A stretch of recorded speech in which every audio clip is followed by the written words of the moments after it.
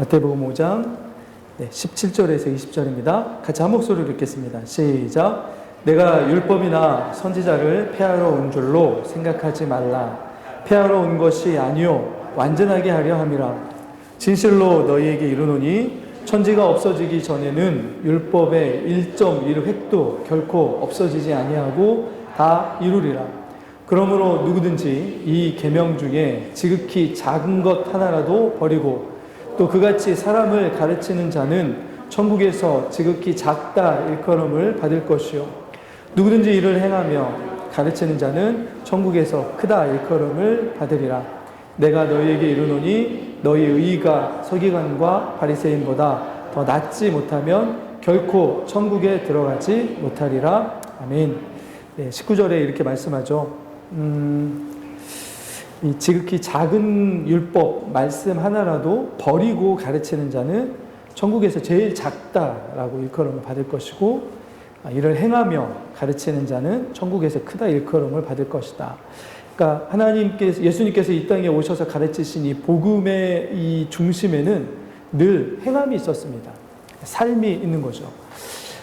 이 말씀을 준비하면서 이전에도 언젠가 한번 말씀드린 적이 있었는데 제가 언제 전도 세미나를 간 적이 있었는데 한 목사님이 조언인데 한 시간이 지나고 그 다음 시간인가 이렇게 이제 헐레벌떡 오셨습니다. 어디 갔다 오셨냐고 이렇게 여쭤보니까 교정 사역을 하시는 분이셨습니다. 그러니까 그 교도소에 가서 거기에 이제 예배드리는 시간에 그분들 모인 분들에게 말씀을 전하는 분이었는데 그분이 그런 얘기를 하시더라고요. 목사님, 제가 그때 강도사였던 것 같습니다. 제가 갔다 오면 늘 안타까운 게 뭐냐면 그 교도소 안에서 모인 분들 중에 3분의 1이 다 뭐라고 이구동성으로 얘기하냐면 당신들이 거기에 있게 된 이유가 누구 때문이라고 얘기할까요? 예수 믿는 사람들 때문에 여기 왔다고 이야기합니다. 그때는 그렇게 생각했습니다. 우리가 한 1000만, 아까 오전에 말씀드린 것처럼 한 1000만쯤 되니까 그 안에 얼마나 별의별 사람들이 다 있을까? 그리고 아직 부족하고 연약한 사람도 얼마나 많이 있을까? 그런 생각을 하면서 이제, 그냥 스스로 이제 위로를 한 거죠. 그래, 언젠가 좋아지겠지. 그게 지금 20년 전이거든요. 20년이 흐른 후에 다시금, 그러면 한국 교회, 우리 교회에 대해서는 사람들은 어떻게 생각할까? 아까 얘기한 것처럼 뭐 많으면 한 600만, 적으면 지금 450만 정도로 줄어들어 있는 우리 교회, 한국 교회가 그러면 좀 이제 좀 이렇게 걸러지지 않았을까라고 생각을 할 수 있잖아요. 그런데 우리나라에 있는 4대 종파 중에 신뢰도가 늘 꼴찌입니다. 이러면 안 되지 않나라는 생각을 해보게 됐습니다. 좀 이렇게 인원이 적어지고 하면 뭐 이렇게 좀 더 좋아져야 되는 거 아닌가? 더 선별되고 좀 그래야 되는 거 아닌가라는 생각을 했었는데 의외로 늘 설문조사를 하면 신뢰도는 늘 꼴등. 그 다음에 또 늘 이야기되는 게 뭐냐면 배타성입니다. 배타성. 교회 다니는 사람들은 늘 교회 다니는 사람들끼리만 이렇게 하더라. 이런 얘기를 많이 하거든요. 왜 그럴까? 우리는 세상에 뿌려진 소금으로 들어가라고 말씀을 하셨는데 왜 우리는 이렇게 자꾸 배타적이라는 이야기를 들을까라고 이야기하는데 어떤 목사님이 그런 얘기를 하시더라고요. 우리가 그러니까 거룩이라는 걸 구별이라는 의미로 많이 얘기하잖아요. 구별된다. 근데 구별은 하는데 어떻게 구별을 했냐면 세상 사람들과 다른 모습으로 구별되는 게 아니고 세상 사람들과 똑같은 모습으로 이렇게 거리만 뒀다. 이렇게 얘기를 하더라고요. 그러니까 사람들 우리의 교회들을 봤을 때 특별히 우리 성도들의 우리들의 삶을 봤을 때 뭔가 달라라고 이야기하는 것이 있어야 되는데 무리짓는 것은 다르고 그죠? 뭔가 이렇게 다른 것처럼 보이는데 실제 안을 들여다보면 오히려 더 똑같아진 건 아닌가라는 이런 어떤 이야기들을 하곤 합니다. 우리가 굉장히 중요하게 받아들여야 되는 것이 무엇이냐면 예수님께서 이 땅에 오셔서 특별히 마태복음에서 이야기하는 말씀을 보면 마태복음에서는 뭘 많이 강조하시냐면 율법을 폐하러 오신 분이 아니시고 율법을 완성하러 오신 분. 다른 말로 하면 율법을 다 성취하신 분. 예수님은 그러신 분으로 이 땅에 오셨습니다. 왜 이런 말씀을 하냐면 바리새인들과 유대인들이 계속 예수님에 대해서 뭐라고 지적하고 공격합니까? 율법을 어기고 폐하는 사람이다라고 공격했습니다. 근데 예수님께서 그렇지 않다라고 말씀을 하시는 거죠. 아니다. 그래서 예수님의 가르침을 보면 우리가 이 마태복음 5장 앞에 보면 어떤 말씀이 주를 이루고 있습니까? 팔복이라는 말씀이 어떤 사람이 하나님의 나라에서 복이 있느냐라고 이야기하는데 가만히 보면 어떤 사람입니까? 무엇인가를 하나님의 마음으로 하는 사람들. 그죠? 무엇인가 하나님의 말씀을 가지고 그걸 자기의 삶에 적용하는 사람들. 무엇인가 하나님이 주신 말씀을 있는 그대로 따라가는 사람들. 이 사람들이 누구냐면 복 있는 사람이라고 이야기하고 있습니다. 그래서 이렇게 이 행실에 대해서 많이 이야기를 하는데요. 그런데 왜 그런지를 이렇게 보면 사실은 이 처음에 하나님께서 인류를 만드셨을 때, 창조하셨을 때 보시면 어떻게 했습니까? 하나님의 형상으로 만드셨죠. 그리고 하나님의 형상으로 만드셔서 왜 그 하나님의 형상으로 만드셨습니까? 하나님의 형상인 인간이 지구의 어느 곳에 가면 그곳에서 하나님이 계신 것처럼 일하고 하나님이 계신 것처럼 다른 피조물들과 관계를 맺으면서 그곳에 마치 하나님이 실제 계신 것처럼 그들이 그곳에서 하나님이 주셔질 복을 누리도록 누구를 대신 보내주신 겁니까? 사람을 보내주신 거죠. 저희도 사실은 저희가 가끔씩 그런 얘기합니다. 제가 이제 아이들이 넷이잖아요. 가끔씩 가만히 보면 그런 생각을 합니다. 야, 세상 인구가 우리 최봉호 목사님이 84억이라고 지난주에 말씀하셨잖아요. 84억에다가 인류의 역사를 곱하면 수많은 부모와 자식과의 관계가 있었을 텐데 제가 이제 그렇게 보는 거죠. 너는 어떻게 나한테 이렇게 왔지? 라는 생각을 하게 됩니다. 너는 어떻게 나한테 왔을까? 그렇죠? 되게 저는 그거 자체가 신비로움입니다. 물론 늘 감사하지는 못할 때가 있습니다. 그러나 신비로움 자체입니다. 그 수많은 인류의 만남들이 있었는데 어떻게 너하고 나는 아빠와 아들과의 관계를 만났을까? 참 신비롭다. 그렇죠? 이런 것들을 보면 하나님께서 우리에게 원하셨던 건 뭐냐면 처음에 인간들을 만드셨을 때부터 뭔가를 함을 통해서 행동과 행위를 통해서 하나님이 드러나도록 만드신 존재가 인간들이었습니다. 근데 그거를 예수님께서 뭐라고 하십니까? 죄로 인해서 어긋나고 무너진 이 하나님의 형상됨과 하나님과 인간과의 관계를 예수님께서 이 땅에 오셔서 어떻게 하신다고요? 다시 회복하시고 고치시고 그래서 처음에 이 복음이 들어왔을 때 회복되는 관계가 어떤 관계입니까? 하나님과 죄인된 우리와의 관계가 회복이 되죠. 그리고 두 번째는 어떤 관계가 회복이 됩니까? 죄인과 죄인이었던 인간들과의 관계가 회복이 되어 갑니다. 그리고 또 하나 회복이 되어가는 관계는 무엇입니까? 피조물들과 우리와의 관계가 회복이 되어 갑니다. 그래서 예수 믿는 사람들이 지나가는 개 발로 잘 안 찹니다. 그리고 불교적인 거라고 막 얘기하겠지만 함부로 뭔가를 죽이지 않습니다. 어떻게든지 살려보려고 노력하죠. 그죠? 근데 제가 지난번에 한번 얘기했는데 저에게 있는 은사 중에 하나가 천국 보내는 은사가 있습니다. 꽃이나 화분을 주면 천국을 보내드립니다, 제가. 어떻게 그렇게 잘 보내는지 저도 이해가 가지 않을 정도로. 저는 열심히 키운다고 물도 주고 뭐 또 하는데, 하는 시간이 지나가면 늘 천국에 가 있더라고요. 참 희한한 이야기입니다. 하나님의 형상은 단지 내면의 어떤 것이 중요하지만 그 변화된 내면이 늘 뭘로 드러나게 되어 있습니까? 삶의 행실로 드러나게 되어 있습니다. 그래서 나중에 할 이야기지만 주님이 우리에게 너희가 하나님의 사람인지 어떻게 알 수 있느냐? 열매로 알 수 있다라고 이야기합니다. 열매로 알 수 있다. 주님은 그래서 이 그리스도의 제자들을 향하여 계속해서 이야기하는 게 뭐냐면 만약에 우리가 정말 하나님의 나라가 이 땅에 있는 나라보다 더 크고 놀랍고 더 영광스럽고 행복한 나라라는 생각을 가지고 그 나라에 들어가려고 마음을 먹었다면 그렇다면 그냥 그런 것이 아니라 더 크고 영광스럽고 놀라운 하나님의 나라이기 때문에 그 땅에 살아가는 하나님의 사람들에게 요구되는 윤리적이고 도덕적인 수준과 요구는 어떻겠습니까? 훨씬 더 지금의 이 땅보다 높다라는 거죠. 주님은 그것을 이 땅에 오셔서 스스로 성취하셨습니다. 자, 그래서 주님이 이 땅에 오셔가지고 율법을 폐하신 것이 아니고 율법이 이야기한 것들을 다 따르셨습니다. 주님은 다 따르셨어요. 그래서 오늘 말씀에도 뭐라고 말씀하시냐면 아까 18절이죠. 자, 18절 한번 같이 읽어볼까요? 오늘 읽었던 말씀 18절입니다. 같이 한번 읽겠습니다. 시작.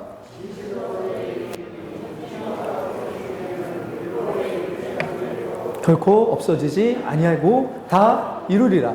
하나님이 구약에 있는 말씀 따로, 신약에 있는 말씀 따로 주신 게 아닙니다. 구약에는 완전하게 드러나진 않았지만 그 안에 담아놓으신 하나님 나라의 이런 어떤 이 나라의 미래의 어떤 모습들, 예수 그리스도께서 오셔서 성취하신 그 모습을 구약의 말씀에 고스란히 담아 두신 거죠. 그것을 그런데 예수님께서 이 땅에 오셔서 어떻게 하셨습니까? 그게 진짜 어떤 의미인지, 그게 이루어졌을 때 어떤 일이 우리에게 일어나는지, 이것을 예수님이 스스로 그것들 말씀들을 따라서 순종하심으로 다 어떻게 하셨다고요? 성취하셨다고요. 그것들 다 이루셨다고요.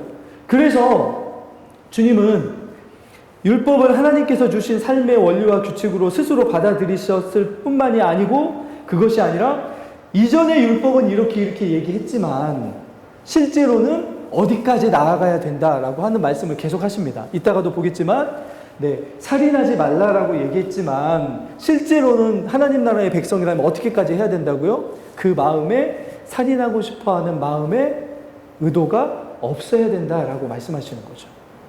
더 넓어지는 거죠. 더 수준이 높아지는 거죠. 왜냐하면 우리가 이 땅에 드러내는 것은 이 땅에서 조금 더 윤리적으로 나은 모습이 아니라 멀 이 땅에 보여주는 하나님의 백성이기 때문입니까? 장차 이 땅에 이미 임하여 있는 하나님의 나라를 드러내주는 거죠. 제가 계속 반복해서 말씀드리는 개념 중에 하나가 영생이라는 개념입니다. 영생은 여러분 뭘로 알고 계시냐면 주로 영생하면 어떤 생명입니까? 영원한 생명이라고 알고 계시잖아요. 그런데 영원한 생명이 어떻게 영원한 생명이 될 수 있냐면 우리가 영원히 살 수 있다가 아니라 우리 안에 예수 그리스도의 생명을 주셨다가 영생입니다. 무슨 말씀인지 아시겠죠? 우리에게 누구의 생명을 주셨다고요? 하나님께서 예수 그리스도 안에 하나님의 생명을 이렇게 담아 주신 거죠. 그래서 예수 그리스도를 영접하면 우리에게 뭐가 들어오는 겁니까? 하나님의 생명이 들어오는 것입니다. 그래서 우리가 영생하게 되는 거죠. 자, 그런데 예수님께서 영생에 대해서 이야기하셨을 때 어떤 말씀을 하시냐면, 영생은 어떻게 살아가는 거냐면 마치 나중에 예수님께서 재림하셨을 때에 이루어질 하나님의 나라를 미리 내가 살아가는 것처럼 살아가는 게 영생이다라고 말씀하십니다. 지금 우리가 살아가고 있는 것은 단지 예수 믿고 구원 얻어서 장차 올 천국을 바라보면서 살아가는 그 수준이 아니라, 하나님이 뭐라고 말씀하시냐면 예수 그리스도 안에 뭘 담아서 우리에게 주셨다고요? 하나님의 생명을 담아 주셨습니다. 그러면 하나님이 누릴 수 있는 것들이 이제 우리에게서 어떤 일이 일어납니까? 하나님이 누리시는 일들이 우리 가운데서 일어나게 됩니다. 그게 뭡니까? 사랑. 그런데 그냥 일반적인 사랑이 아니라 하나님이 사랑하시는 것처럼 사랑하는 일들이 일어나기 때문에 하나님이 하셨던 것처럼 누구를 사랑하라고 말씀하십니까? 원수까지도 사랑해라. 왜냐하면 이전에 우리가 하나님과 원수 되었을 때에 그분이 우리를 사랑하신 것처럼 그 사랑이, 하나님의 사랑이 우리 가운데 들어왔다면 그 증거로 우리에게 어떤 일이 일어날 거라고 말하냐면, 사실 원수를 사랑하는 일이 일어날 수 없을 수도 있습니다. 우리 연약함 때문에. 그러나 어떤 마음이 일어납니까? 원수를 사랑하려고 하는 마음 정도는 일어나는 거죠. 이전과 달리. 열매로 안다는 것이 바로 그것입니다. 예수 그리스도를 참되게 만나기 이전에 어떤 우리의 마음속에 있었던 어떤 생각과 사고관과 가치관과 어떤 움직임과 전혀 다른 어떤 마음들이 일어나는 거죠. 그래서 마치 이런 것입니다. 열매로 알리라를 보면, 저희 이전에 제가 섬겼던 교회에 정말 복숭아 농사를 잘 하시는 권사님이 계십니다. 장로님은 건축 하시는데 시멘트 이렇게 타공한다고 그러나요? 그 일 하시는 분이시고, 그래서 이렇게 농사일을 잘 모르십니다. 늘 권사님에게 구박당하시면서 이렇게 도와주시는데 정말로 복숭아 농사를 잘 지어서 저희가 태어나서 정말 제일 맛있는 복숭아를 거기서 먹었던 그런 기억이 있는데, 그런데 그 복숭아 나무를 만약에 심잖아요. 이렇게 똑같은 품종만을 계속 하는 게 아니고 거의 2, 3년마다 품종을 바꿔가면서 하시더라고요. 그러면 복숭아는 몇 년에 돼야 열매가 맺히죠? 원래 과실수가 기본이 3년 정도는 돼야 열매가 맺히죠. 그러면 제가 그런 생각을 해봤습니다. 어떤 나무가 땅에 심겨졌어요. 그런데 이 나무가 자기가 무슨 나무인지 궁금한 거예요. 그럼 언제 알 수 있습니까? 첫 열매가 맺혀지면 알 수 있습니다. 첫 열매가 감이 맺혀지면 감나무인 걸 알게 되고, 첫 열매가 사과이면 사과나무인 걸 알게 됩니다. 우리에게 하나님 나라의 열매가 맺혀지면 우리가 누구인지를 알게 됩니까? 하나님의 백성인지를 알게 되는 거죠. 그래서 예수님께서 행실에 대한 어떤 중요성을 말하기 이전에 우리가 정말 하나님 나라의 백성이 되었는지를 먼저 알아봐야 된다고 계속 말씀하시는 게 그것입니다. 그래서 나중에 보지만 마음을 주님이 계속 강조를 하셔요. 그래서 주님이 말씀하시는 건 뭐냐면 정말로 영원히 우리가 그곳에 있어도 행복할 그런 하나님의 나라를 우리가 지금 맛보는 거라면 우리가 살아가는 삶의 수준과 우리가 살아가는 삶에서 하는 어떤 삶의 행실의 어떤 수준이 이 세상보다 못하다는 건 말이 된다 안 된다? 말이 안 된다라고 계속 말씀하시는 거죠. 그래서 빛이 될 수 있는 이유는 무엇이냐면 빛이신 하나님의 성품이 우리를 통해서 드러나기 때문입니다. 소금이 되는 이유가 뭐냐면 소금처럼 녹아져서 자신의 맛을 내시는 예수님께서 이 땅에 오셨던 것처럼 우리도 그렇게 살아갈 때 참되게 하나님의 나라가 이 세상에 보여지는 거죠. 그런데 오늘 말씀에 보면 주님이 오늘 말씀에 5장 17절 말씀에 이렇게 얘기하시죠. 아까 보시죠. 17절로 한번 다 가볼까요? 같이 한번 더 읽어보겠습니다. 시작. 내가 율법이나 선지자를 폐하러 온 줄로 생각하지 말라. 폐하러 온 것이 아니요 완전하게 하려 함이라. 완전하다라는 말은 다른 말로 하면 다 이룬다라는 뜻입니다. 다 이룬다. 근데 주님이 이 다 이루었다라는 말을 한 번 사용하시죠. 언제 하십니까? 십자가에서 숨을 거두실 때 주님 뭘 이루셨다는 걸까요? 율법이 요구하는 사람에게 이 율법의 요구는 특징이 하나 있습니다. 하나라도 율법을 지키지 못하면 뭐가 됩니까? 죄인이 됩니다. 의롭지 않게 됩니다. 근데 하나님은 완전하신 분이시기 때문에 인간에게 어떤 수준의 의를 요구하십니까? 하나님 수준의 의를 요구하십니다. 하나님 수준의 의. 근데 인간이 그 의를 채울 수가 없잖아요. 그래서 어떻게 하십니까? 예수 그리스도께서 오셔서 그 의를 다 이루어 주셨습니다. 그리고 십자가에서 뭐라고 말씀하시냐면 내가 다 이루었다. 그죠? 자신의 생명을 바쳐서까지 희생하시면서 이 율법이 요구하는 레위기 19장 18절에 보면 율법을 두 가지로 요구합니다. 요약합니다. 똑같습니다. 하나님을 사랑하고 이웃을 내 몸과 같이 사랑하는 게 율법의 요약입니다.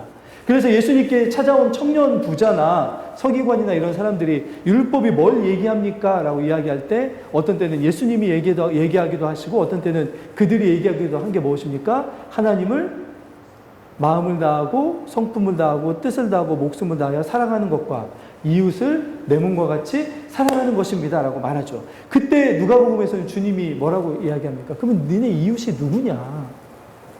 그렇게 물어보시는 거죠. 결국에는 우리 안에 하나님의 나라가 임하여서 예수 그리스도께서 우리를 다스리시는 하나님, 이 다스리시는 왕으로 오셔서 우리를 통치하시고 다스리시고 지배하시기 시작하시면 그렇지 못한 세상과 다른 모습들이 나타난다는 거죠. 하나님의 나라가 우리에게 이미 임하였기 때문에 다른 모습들이 나타난다는 거죠. 그 모습이 어떤 모습이냐면 오늘 말씀을 순종하면서 나타나는 우리의 삶에서 나타나는 열매들입니다. 주님은 그것을 이 땅에 이루러 오셨다고 말씀하십니다. 그런데 우리가 좀 주목해야 되는 것이 무엇이냐면 그러면 우리가 이것들을 통해서 어떻게 해야 되는지에 대해서 이야기하는데 굉장히 중요한 말씀이 20절 말씀이죠. 아까 보시면 20절로 한번 다시 가보겠습니다. 20절입니다. 시작. 내가 너희에게 이르노니 너희 의가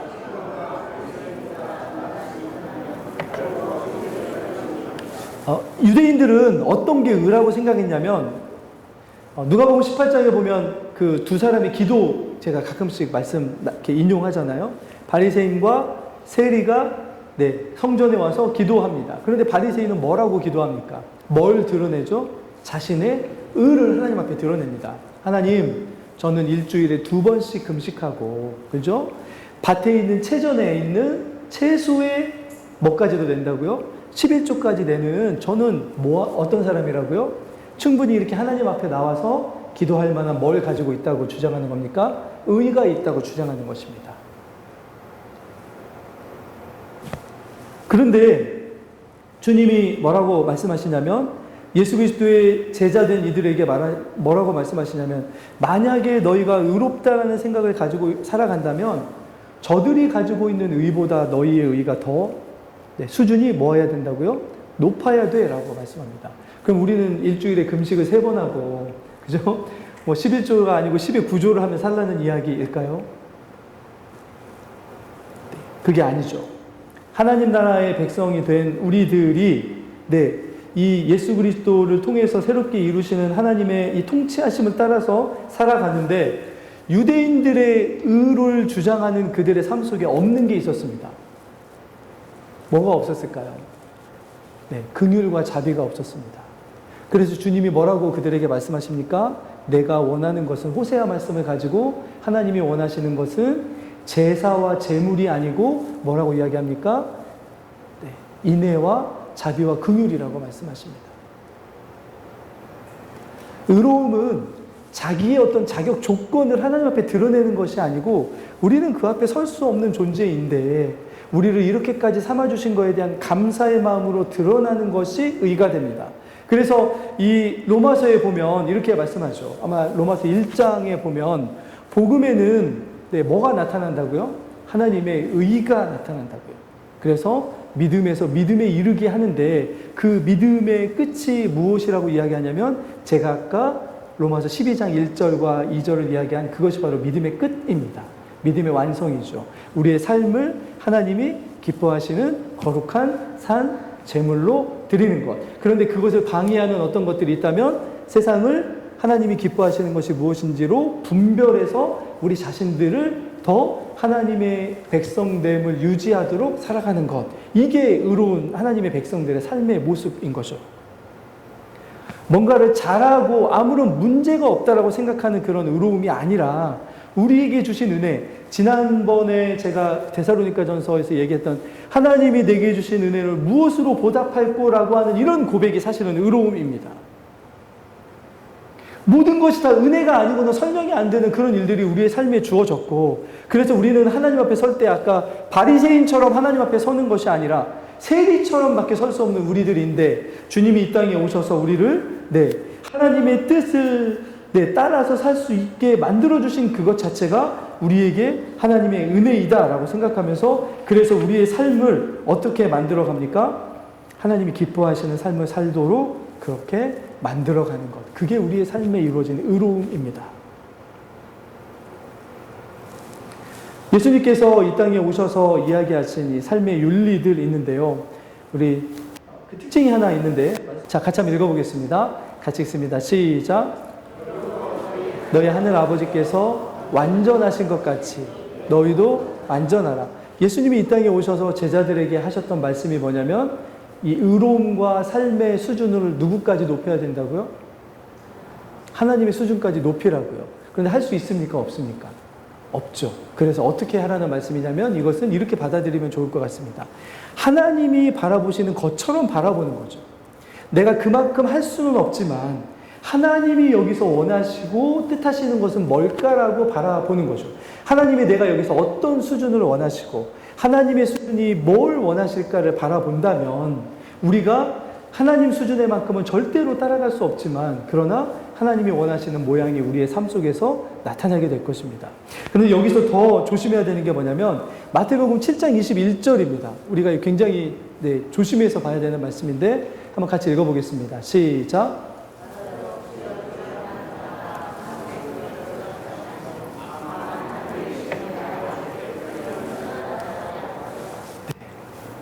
굉장히 조심해야 되는 말씀이죠. 나더러 주여 주여 하는 자마다, 그죠? 그러니까 주여 주여는 무슨 뜻입니까? 스스로 하나님의 나라의 백성으로서 하나님의 통치와 하나님의 지배를 받고 있는, 내가 예수 그리스도를 나의 주님이시고 왕으로 모시는, 나의 통치자요 지배자로 모시고 있다라고 고백하는 그런 고백이 뭡니까? 주여 주여 하는 것입니다. 그런데 주여 주여 하는데 다 천국에 들어갈 수 있는 것이 아니다. 그러면 과연 누가 천국에 들어갈 수 있느냐? 그것은 수준의 문제가 아니라 무엇입니까? 우리의 삶 속에서 우리의 마음이 뭘 행하고자 하는 마음이 있는 것입니까? 내 삶을 통해서 아침에 봤던 것처럼 하나님 아버지의 뜻을 내 삶 속에 이루고자 하는 그런 거룩한 소원이 과연 내게 있는가라는 것으로 분별하는 거죠. 뭔가를 잘하고 뭔가를 많이 해서 내 삶이 하나님 앞에서 당당하게 설 수 있는 어떤 것을 이루는 것이 주님이 뜻하시는 것이 아니었습니다. 왜냐하면 사람들은 그것을 이 우화라고 이렇게 비유라고 얘기하지만, 거지 나사로와 부자의 비유를 본다면 거지 나사로가 한 것이 뭐가 있었을까요, 여러분? 어떤 이 자신의 의와 하나님 나라의 백성된 삶을 뭘 드러낼 수 있었을까요? 11조 바쳤을까요? 아니면 우리가 얘기하는 것처럼 주님처럼 새벽에 미명에 기도했을까요? 사실은 나사로가 할 수 있는 일은 아무것도 없었습니다. 실제적으로 우리가 다 보지는 못했지만, 그런데 어떻게 아브라함의 품에 안길 수 있을까? 다른 말로 하면 우리가 하나님 앞에 설 수 있는 유일한 이유는 우리의 어떤 행동이나 이런 것들이 아니라 결국에는 하나님이 우리를 불러주시고 선택하신 하나님의 구원하심에 의존하는 것 밖에는 우리가 아무것도 없다라는 거죠. 그래서 우리의 삶 속에 뭐가 나타나냐면, 주여 주여 할 때마다 그 다음에 뭐가 주님 앞에 기도가 되어져야 될까요? 모든 것이 하나님의 은혜입니다. 주님, 제가 그 은혜에 붙들려 살아가게 해주십시오. 하나님이 오늘 하루도 나를 다스려 주시고, 하나님의 능력이 없으면 제가 살아갈 수가 없습니다. 주님, 그런 경험을 했던 사람이 다윗 아니었습니까? 다윗은 자신의 삶을 통해서 하나님 앞에 축복받을 만한, 왕의 축복을 받을 만한 어떤 그런 의로운 사람의 전형적인 사람이었습니다. 그런데 그가 하나님의 능력과 하나님의 통치와 하나님의 지배하심과 하나님의 도우심을 의지하지 않고 자신의 어떤 것으로 삶을 살려고 나태해지자마자 어떤 일이 일어납니까? 생각지도 못한 살인까지 저지르는 데까지 나아가는 거죠. 그러자 나중에 이 다윗이 하나님께 뭐라고 기도합니까? 주의 구원의 은총에서 나를 떠나지 않게 해주십시오. 주의 성령을 내게서 거두지 마십시오. 왜냐하면 성령의 도우심과 주님의 다스리심이 내 삶에 없으면 나는 저 죄인된 자들과 똑같은 자들이라는 것을 제가 경험했습니다. 주님, 저 제 힘으로 주님 앞에 서는 게 아니었음을 처절하게 경험했습니다. 주님, 이게 다윗의 고백이었습니다. 하나님의 사람들에게 주님이 원하시는 것은 무엇이냐면, 주여 주여 하는 어떤 삶 속에서 거기서 내가 드러나고 나를 어떤 드러내는 것이 아니라, 주님, 제가 여기서 살아가고 있는 모든 것들은 제 노력의 수준으로 되는 것이 아니라 주님이 나를 통치하시고 다스리시고 함께 해주시고 주님의 능력이 나를 붙들어 주시기 때문에, 다른 말로 하면 성령 안에서 나를 통치하여 주시기 때문에 그 은혜의 결과로 제가 살아가는 것입니다. 주님, 그렇게 주님과 부족함을 고백하는 거죠. 그렇기 때문에 뭘 붙들 수밖에 없냐면, 그러면 주님, 제가 어떻게 살아가야 주님의 이 지배하심과 통치하심 속에 살아갈 수 있습니까? 그때 주님이 하셨던 말씀이, 나의 계명을 가지고 지키는 자라야 나를 사랑하는 자니 아버지께서 저를 어떻게 해주신다고요? 사랑하여 주실 것이라고 말씀합니다. 진리의 말씀 안에 하나님의 나라의 백성으로서 하나님의 지배와 통치를 당하며 살아가는 삶이 무엇인지를 말씀을 통해서 계속 보고자 하는 거룩한 소망과 욕구가 우리 가운데서 일어나는 거죠. 마치 우리의 삶을 이전에 믿음의 선배들이 이렇게 비유했습니다. 예전에 여러분, 저는 경험해보지 못했지만 이전에 기차 중에 화차라고 기억나십니까? 화차? 네, 이 앞에 있는 기관차에 뭘 떼서 가는 기관차입니까? 석탄을 넣어서 뭐 물을 끓여가지고 증기로 이렇게 가는 뭐 이런 기관차입니다. 그런데 만약에 거기에다가 석탄을 집어넣지 않는다면 어떻게 될까요? 기관차는 멈추게 될 것입니다. 그러니까 우리의 삶의 연료처럼, 그죠? 우리의 삶의 연료처럼 우리에게 주시는 것이 진리입니다. 근데 어떤 연료입니까? 우리가 그 말씀을 따라서 살아가다 보면 뭘 경험하게 됩니까? 영원히 누리게 될 하나님 나라의 능력을, 그 진리를 순종하면서 미리 누리게 됩니다. 영원히 누리게 될 하나님 나라의 만족과 평안과 기쁨을 그 진리의 말씀을 따라서 할 때 어떻게 됩니까? 누리게 됩니다. 그래서 하나님 나라 백성들의 가장 큰 특징은 진리의 자신의 삶을 세우려고 노력한다는 것입니다. 이것은 하나님의 나라가 우리에게 이루어진 결과이지 막 이렇게 살면 우리가 하나님 나라 백성이 된다는 이야기가 아닙니다. 그래서 아까 제가 말씀드린 것처럼 우리 안에 하나님의 나라가 이루어졌다는 것을 어떻게 알 수 있냐? 열매로 알 수 있다는 거죠. 우리 안에 어떤 일들이 일어나고 있는지. 우리 안에 정말 하나님 나라를 이야기하는 그 말씀의 이야기들이 우리 삶 속에 일어나고 있는지를 봐야 된다는 거죠. 그래서 하나님의 사람들은 말씀의 사람들일 수밖에 없습니다. 제가 저희 셋째가 아침마다 제가 태워다 주는데요. 늘 반복하는 말이 있습니다. 뭘 반복할까요? 반복을 반복합니다. 아들아, 네가 잘했던 걸 계속해서 뭐 해보라고요? 반복해서 생각하라. 그런데 잘한 것만 반복하지 말고 잘못한 것도 어떻게 하라고요? 계속해서 반복해서 생각해라. 그래야 네가 나아진다. 그렇죠? 그런데 이거를 이 시편의 말씀에서나 하나님의 사람들은 이걸 뭐라고 얘기했냐면 말씀을 묵상한다라고 이렇게 이야기합니다. 반복해서 그 말씀이 내 삶에 어떤 의미가 있는지를 생각하는 거죠. 근데 뭘 생각하는 것입니까? 이 말씀의 뜻이 이거라는 걸 아는데 내 삶에서 이걸 따라 살지 못하고 있는 걸 발견하는 거죠. 그럼 어떻게 해야 됩니까? 그 말씀에 따라 내가 살아가기 위해서 계속해서 말씀으로 내 삶을 적용해 가는 거죠.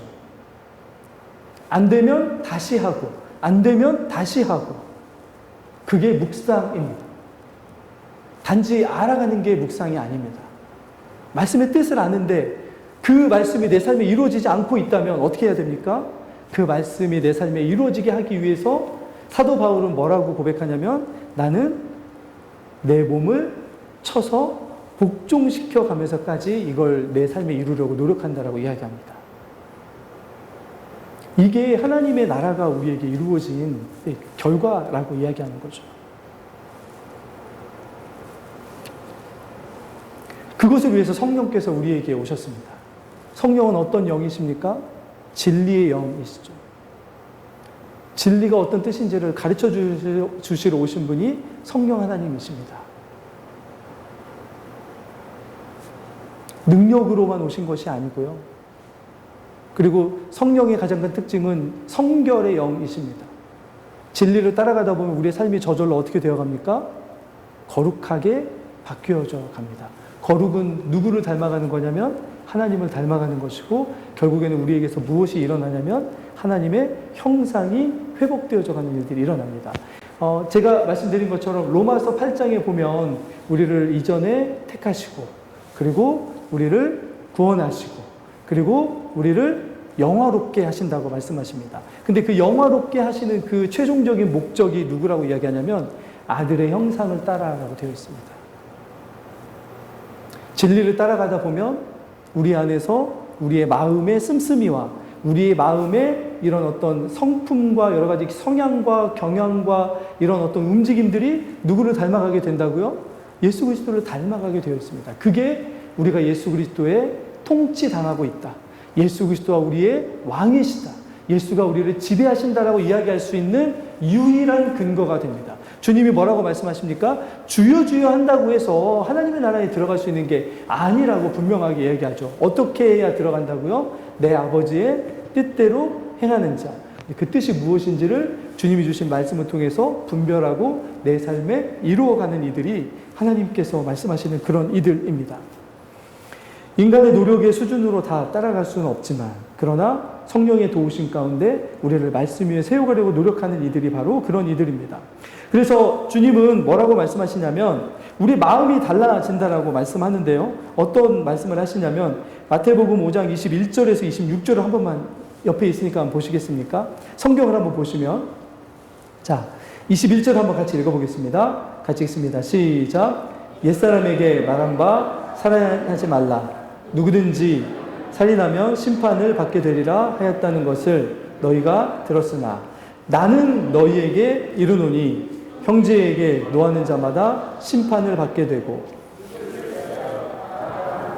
공회에 붙잡혀 가게 되고 미련한 놈이라 하는 자는 지옥불에 들어가게 되리라. 주님이 겁주신 걸까요? 이 지옥불, 공회 이런 말은 무슨 뜻입니까? 하나님의 나라에 속하여 있지 않았다라는 것을 이야기하는 것입니다. 그럼 하나님 나라에 속하였다면 우리가 하나님 나라의 복음 안에서 하나님의 우리의 왕되심을 누려가고 있다라면 어떤 일들이 일어난다고요? 만약에 살인하지 말라라고 하는 이야기를 듣는다면 여러분 가끔씩 보면 만약에 살인 현장에서 누군가 붙잡혔습니다. 그런데 이 어떤 사람이 자신은 그 살인하는 일에 직접 행동을 하지는 않았어요. 근데 거기에 같이 있었습니다. 그리고 이렇게 보니까 그 사람 마음속에는 이 사람을 향한 싫어하는 뭔가가 있었습니다. 그러면 그런 사람들을 어떻게 합니까? 세상 법정에서. 네. 그죠? 법으로 처단하죠. 마음만 있었어도 그 자리에서 그런 일을 이렇게 동조했다라는 이유로 처단하기도 합니다. 주님은 마음에 더 깊은 걸 보십니다. 근데 이런 마음이 왜 일어나느냐는 것이죠. 주님이 우리에게 말씀하시는 것은 외적인 의의가 아니고요. 우리의 어떤 드러나는 것들이 아니라 하나님의 우리를 어떻게 하나님 같으신 분이 나를 다스려 주실까라고 하는 그분의 사랑과 은혜에 대한 감사의 마음이 일어나면 자원하는 마음으로 어떻게 하려고 아까 노력한다고요? 비록 원수와 같은 자이지만 어떻게 해보려고는 노력합니까?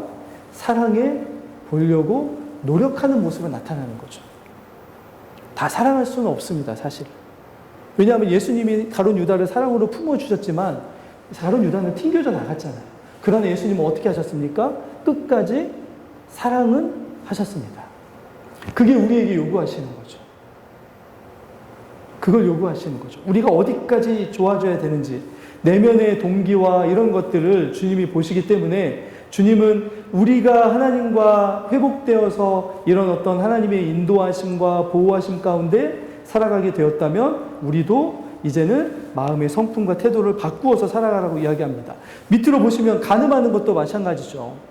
여성을 보고 음욕을 품는 거 간음하는 거다라고 이야기합니다. 마음의 동기를 물어보시는 거죠. 그러면서 주님이 뭐라고 말씀하십니까? 우리가 멋됨시 살아가는지를 물어보십니다. 이전에 우리는 나 때문에 살아가던 이들이었습니다. 그런데 이제는 우리는 누구 때문에 살아갑니까? 주님 때문에 살아가는 이들로 바뀌어진 거죠. 그래서 마음속에 어떤 음란하거나 아무튼 욕구나 이전에 나를 기쁘게 했던 욕구가 이렇게 올라오면 어떻게 한다고요? 주님이 그걸 싫어한다는 것을 아시기 때문에 그 욕구들을 과감하게 어떻게 합니까? 물리치게 되는 거죠. 그게 하나님의 통치하심이 우리 안에 일어난 증거들입니다. 그래서 마지막으로 우리 말씀 하나만 보고 마칠까요? 마태복음 7장 26절입니다. 자, 7장 26절 한번 보겠습니다. 같이 읽습니다. 시작.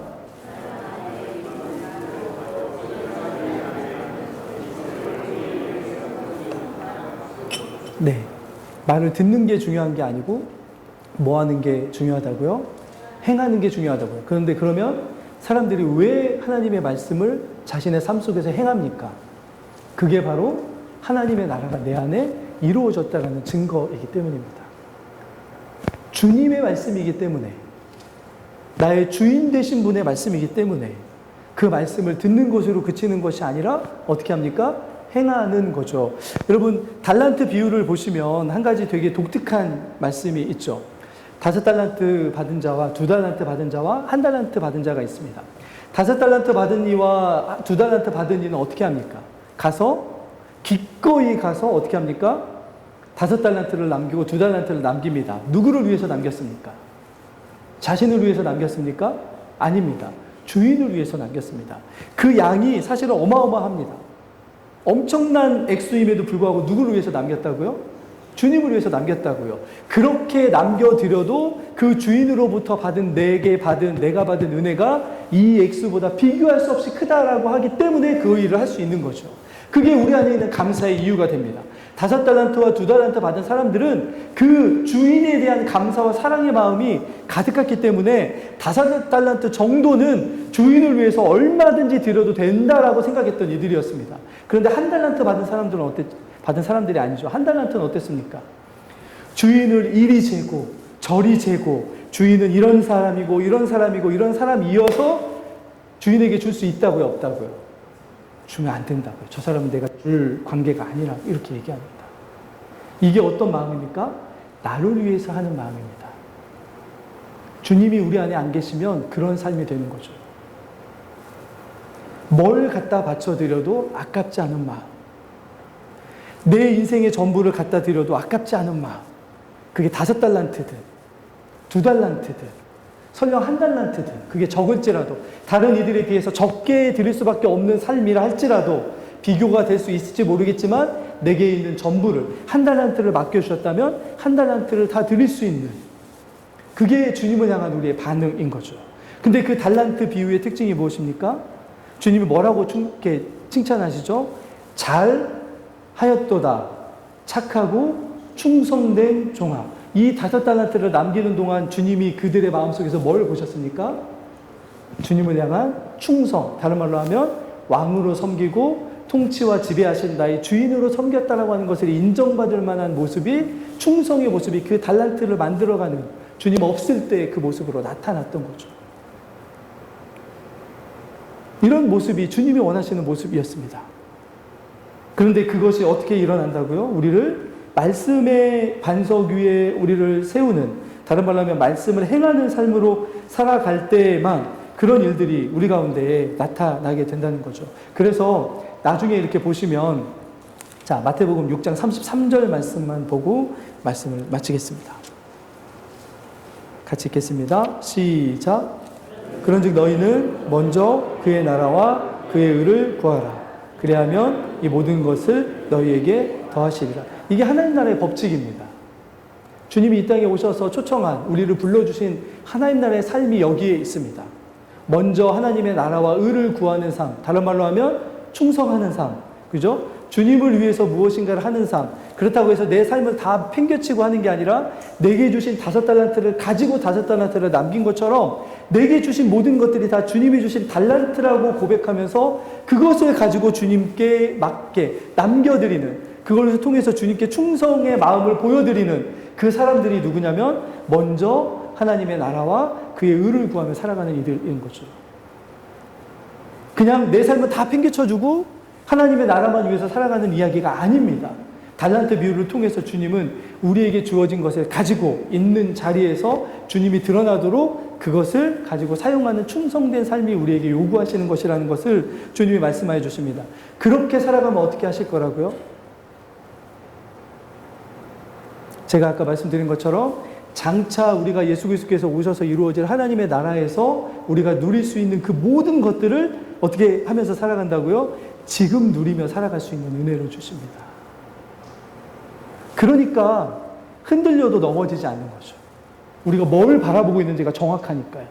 뭐가 우리의 마음에 있는지, 뭐가 우리를 붙들고 계시는지, 뭐가 우리에게 약속되어 있는지가 너무나 다 확연하게 보이기 때문에, 네, 사실 그러니까 여러 가지 어떤 유혹과 시험이 온다 할지라도 그 씨 뿌리는 비유처럼 세상의 재리의 염려와 여러 가지 어떤 시험과 박해와 핍박이 우리를 넘어뜨리지 못하게 됩니다. 하나님이 우리를 도와주시고 붙드시고 우리를 통치하고 다스려 주시기 때문에 오히려 밟을수록 더 뭐가 드러납니까? 우리에게서 하나님의 성품들이 더 드러나게 됩니다. 이게 하나님 나라의 윤리입니다. 우리에게 원하시는 윤리입니다. 사실 우리의 기도 제목의 많은 부분은 이게 우리에게 안 되는 것을 가지고 기도하고 싸워야 됩니다. 이런 하나님의 나라의 윤리가 우리의 삶에 일어나고 있지 않은 부분을 가지고 사실은 와서 금식하며 기도해야 됩니다. 이런 일들이 우리의 삶에 요원하고 멀리 있는데도 불구하고 그것 때문에 아파하지 않는 내 마음 때문에 사실은 마음을 치며 와서 통곡하며 주님께 기도해야 됩니다. 기도하겠습니다. 거룩하신 아버지 하나님, 주님 나라의 백성된 기준이 우리가 보기에는 너무나 높고, 그리고 너무나 크고, 너무나 범위도 넓고, 그리고 우리에게서 하나님 할 수 없는 것처럼 보이는 때가 있습니다. 그러나 주님은 예수 그리스도의 사랑의 깊이와 넓이와 길이와 높이를 깨닫고 그리스도의 장성한 분량에 이르기까지 자라가라고 말씀하여 주십니다. 그렇게 해 주시겠다고 약속하여 주셨습니다. 우리가 주님의 주시는 이 말씀을 가지고 묵상하며 우리의 삶에 적용하며 그 하나님의 나라, 지금 우리가 누리고 있는 하나님의 나라를 우리의 삶에 더 누려가기 위하여 더 주님 앞에 말씀을 적용하고 주님의 능력을 더 붙들고 주님이 우리를 다스려 주심을 더 기도하며 살아가면 살아갈수록 우리가 먼 훗날 누리는 하나님의 나라가 아니라 지금 현재 내 삶 속에서 그렇게 더 선명하고 분명하고 풍성하게 누려가는 주님이 약속하신 것처럼 양으로 생명을 얻게 하고 더 풍성히 누리게 하시겠다고 하는 그 약속이 우리에게 이루어지는 것을 경험하며 살아가는 저희들이 되게 하여 주시옵소서. 마지막 먼 훗날 이루어지는 것이 아니라 지금 현재 우리가 누릴 수 있는 하나님의 약속임을 기억하며 주님, 우리가 주님 말씀 안에서 주님의 말씀을 따라가는, 행하는, 그렇게 주님의 말씀의 십자가를 지고 주님을 쫓아가는 그런 하나님의 사람들 될 수 있도록 인도하여 주시옵소서. 주님, 여기에 기쁨을 허락하여 주시기를 소망합니다. 이것이 우리의 삶의 참된 기쁨임을 고백하게 하시고 수고하고 무거운 짐진 자들에게 말씀하셨던 것처럼 이것이 율법의 짐이 아니라 하나님 주님의 멍에를 같이 지고 나아갈 때 우리가 누리는 참된 안식과 평안이 우리의 삶 속에서 온전히 이루어져 주님, 우리가 정말로 세상을 향하여 하나님 담대하게 주님이 주시는 평안을 외치며 살아갈 수 있는 하나님의 사람들이 되게 하여 주시옵소서. 하나님, 우리 교회가 또 우리의 삶이 그렇게 하나님 나라의 도덕과 윤리와 삶의 행실을 드러낼 수 있는 그런 하나님의 백성들과 하나님의 그런 믿음의 공동체 될 수 있도록 인도하여 주시옵소서. 감사드립니다. 우리 구주 예수 그리스도 이름으로 기도드리옵나이다. 아멘.